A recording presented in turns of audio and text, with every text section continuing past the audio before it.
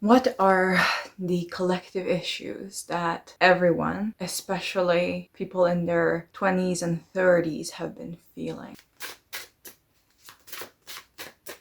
The Wheel of Fortune, fate. What is interesting is that the Wheel of Fortune usually refers to something good. But when we think of fate in and of itself, it could definitely mean this pressure of being someone that we're not, of going after certain people and going after certain ideologies that we think are good for us, that we think are beneficial, that we think is going to bring us forward, but actually it's something different. If we look at the card, you can see a lot of butterflies here. There you can see women standing in a circle. You can see bloomings. You can see that everything is in bloom and everything looks so happy. Today's video connects with the theme of issues.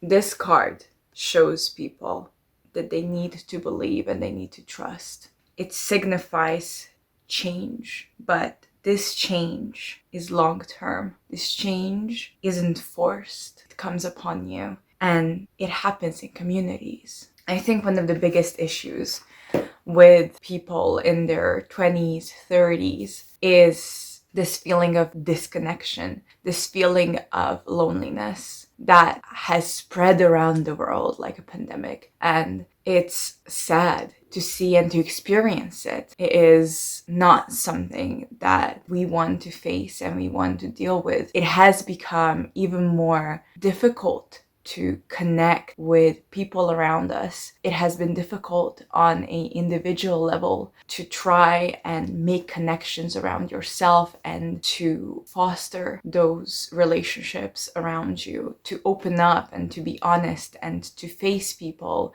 as they are. This card, to me, signifies this need for connection. And whether our fate is what we want to reach, is this fate actually what we want, or is it more a pressure to be someone that we're not? And whether we can reach this fate will depend on how we face our own fortune. Because the wheel can go this way, right? But the wheel can also be clockwise, just as anything in life. We can go backwards and we can go forwards. And whether we choose to go forward depends on us and our willingness to face whatever darkness is in front of us. To be honest, when I draw this card, I didn't know what to do with it. But as much as I was thinking more about our present situation, my own situation as well, and the situation that people have been telling me, it just came to me. And that's what is so wonderful about the tarot,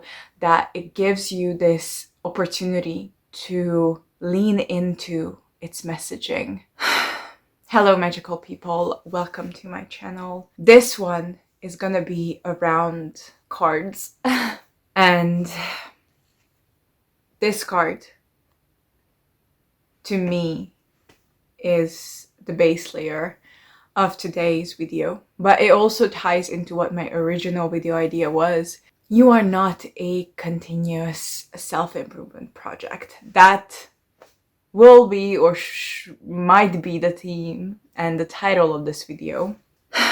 I was planning on coming out here and doing a whole facade, but I'm not, and I don't think anyone should. Many issues around identity have been popping up around the world, and I think it is difficult for anyone who is active on social media to not be swayed by this thing and then another and then another. Continuously you can see people posting and sharing their reels, their life, and how they always seem to have it all figured out and perfectly constructed. And on some ways, all of this should be a healthy message, right? I have it all together, or at least today I'm gonna make it count. And that in and of itself doesn't seem to be that harmful, right? They're just showing what they're doing with their lives and how picture perfect everything looks. On the outside, everything seems so pretty, so wonderful.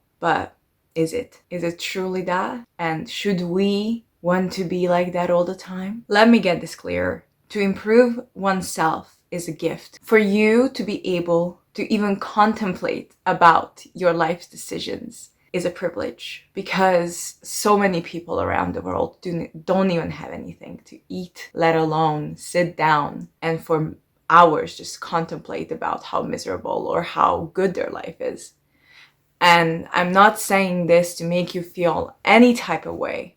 I'm just stating this as a fact because it's true. There have been so many instances and people came out and talked about the fact that they had times in their lives when they were just pretending that everything was all right, and pretending to their audiences that everything is fine. This has an effect on people, and sometimes we don't even realize the measure, the power that we have on others just by what we're saying, just by what we're doing. And especially on the internet, when everyone can share their own ways of being, their own ways of doing, and we inspire others or we put others down. However, back to my original point, to improve oneself is a gift. So we should look at it as a gift or not, because the title seems to suggest otherwise. The idea of pretending picture perfectness seems to me as lying to ourselves, lying to a part of us that knows better, a higher self. Let's call it like that. Do we actually have it all together? Do we actually need to have it all together is the question. There's one word in the title, continuous, that I think has been the most important. Continuous.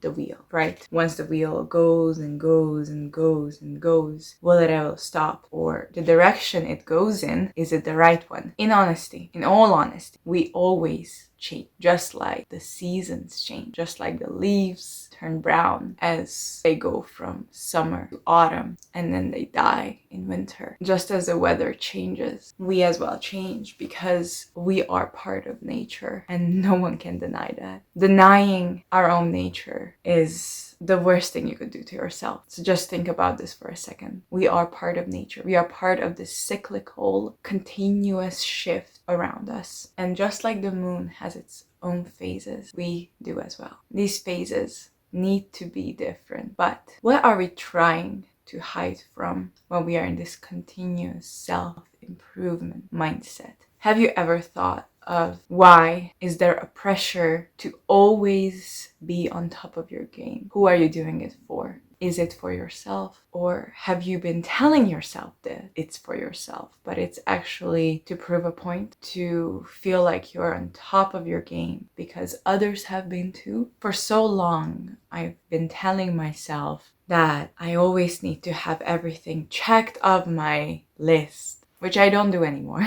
Let me tell you. I don't have morning routines or anything like that set in place. Sometimes we need structure in our life. Structure is very good, but sometimes we just need chaos.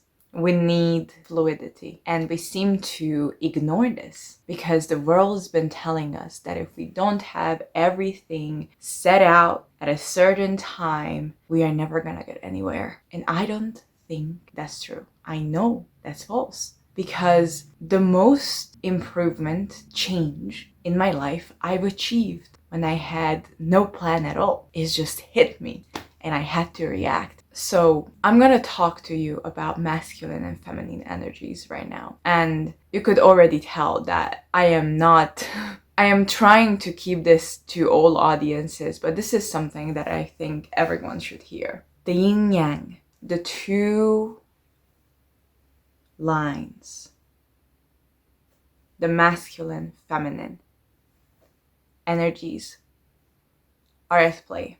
This world has been pushing the masculine energy to the deep end. The masculine energy is structured, it's logical. I need to do this to get there, is the thinking mind. Feminine energies are more so focused on fluidity, breaking the structure. It's the feeling mind, it's the intuition, it's the allowing of things to happen instead of planning ahead for them. This trend of doing this and then going there and then one thing after another and then pushing ourselves to the limit is very much a masculine, energetic.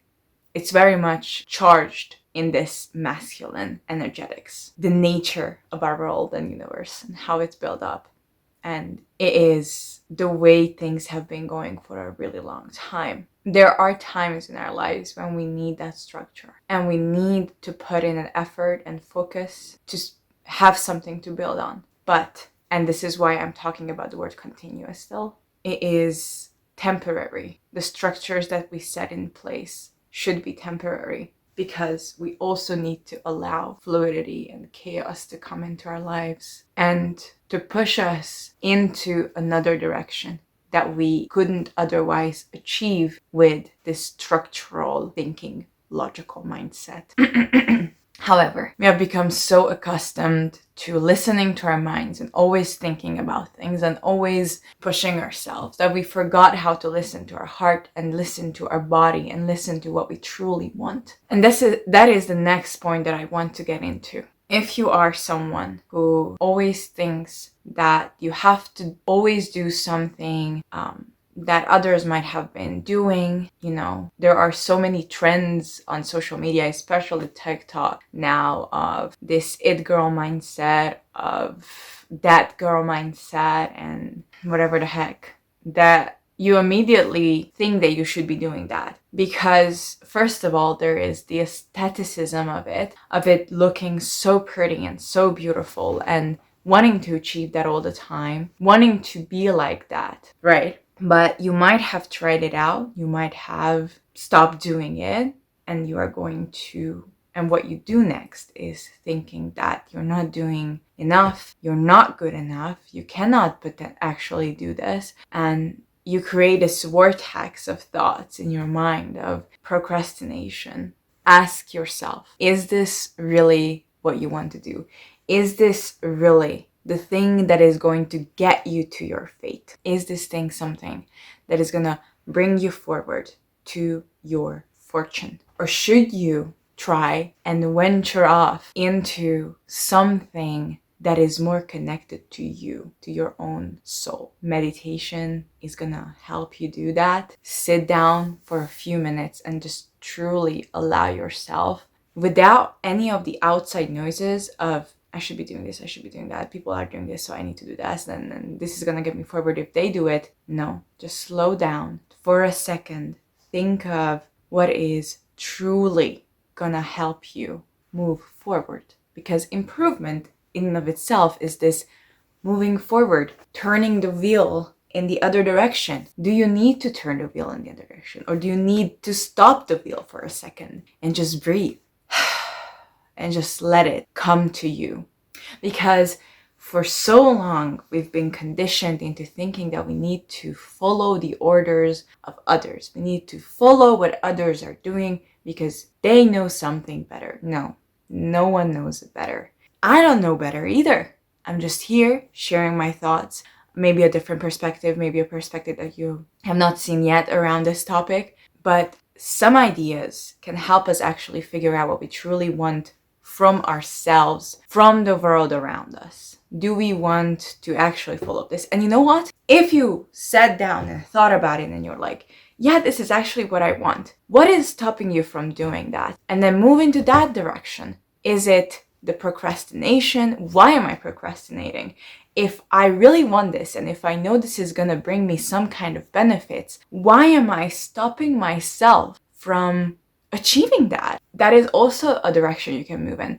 Asking yourself, why are you procrastinating? Why are you overwhelmed? If this is something good that is really going to bring you benefit, why are you not doing it in the first place, right? Because maybe that's an issue. Maybe there's a deeper layer that stops you from doing that. But listen, this world has been built up on aesthetics, and it flows on aesthetics. You can see videos, pictures, people, everything that has a more of an artificial glamour to it gets the views, gets the likes. But do we really want to live in a facade of a world, thinking or pushing ourselves that this is something that we should do, when in fact there's a different way of living for us? That is why I believe in timing, and that we should live life in our own timing, because we are not late from anything.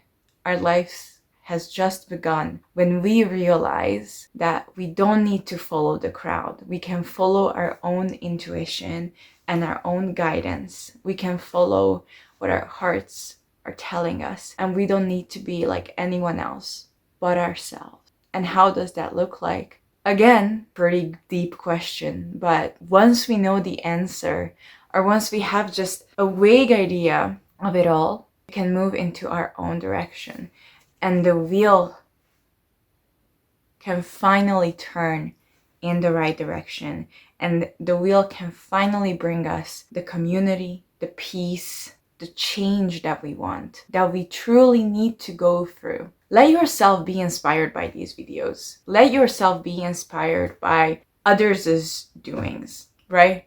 Don't look at them and demonize them and be like, no, I don't want to do this anymore, right? Because there's also the other side of the spectrum when we believe and we think that, yeah, I don't need to do anything for myself. I'm just gonna be good for a second. And that's good. Be good for a second, but not for an entire life, you know what I mean? Because there's a balance of everything. But when you've been pushing yourself too much onto the one side, you need something to bring it back to balance. And maybe you need to stop the wheel for a second and just allow everything to come out and truly decide whether what you've been doing for the past couple of months or years or whatever is really what you need to do. And on the more smaller details, this self-improvement community can turn into toxicity when we believe that we need to be perfect at it, and we need to do everything perfectly, and we push ourselves into this thought pattern of I cannot let loose of control, right? Some themes around eating, exercising, this toxic culture of just thinking that you cannot eat a piece of cake for once because you're gonna gain weight, or that you restrict yourself from enjoying life with people because you think that they are not gonna get you anywhere. When you restrict yourself from enjoying what this world has to offer in moderation. This is what balance is, moderation. But balance can only be achieved when you have this both, the structure and the fluidity, the loose matter, right? And I just want to tell you that if you feel like you ever need to stop yourself from eating something, or that you are not allowed to eat this and that, and you need to eat this and that amount and that amount, first of all, I advise you to go and talk to a therapist about it, because as much as I love talking about these things, we also need other professionals as well. We need people who can be there for us in times of distress. And if you don't have a support system, or in general, I would advise you talk with someone who is more of a third party rather than involved in your life. But we need to talk about these openly, because you hear so many stories of people thinking because other people on the internet tell them that they shouldn't eat this, shouldn't eat that, turning into or developing some kind of a mental illness, as in eating disorders and others, turning into this cautionary people of always living life cautiously and never allowing themselves to try out something for once, or to just for once let themselves have it. When you have kept yourself on a leash, or when you're starting to put that leash on, think about who you're doing this for. No one knows it better than us. That's just a thing. That's just what we need to learn. Going through them, it's a collective issue. But the more we talk about it, the more we normalize it, and the better our faith can get. Thank you so much for being here if you've gotten this far. And don't forget to like, comment, and subscribe for more videos like this, for more videos around fashion and hippies and witchcraft. I'm here to be your guide. Bye bye.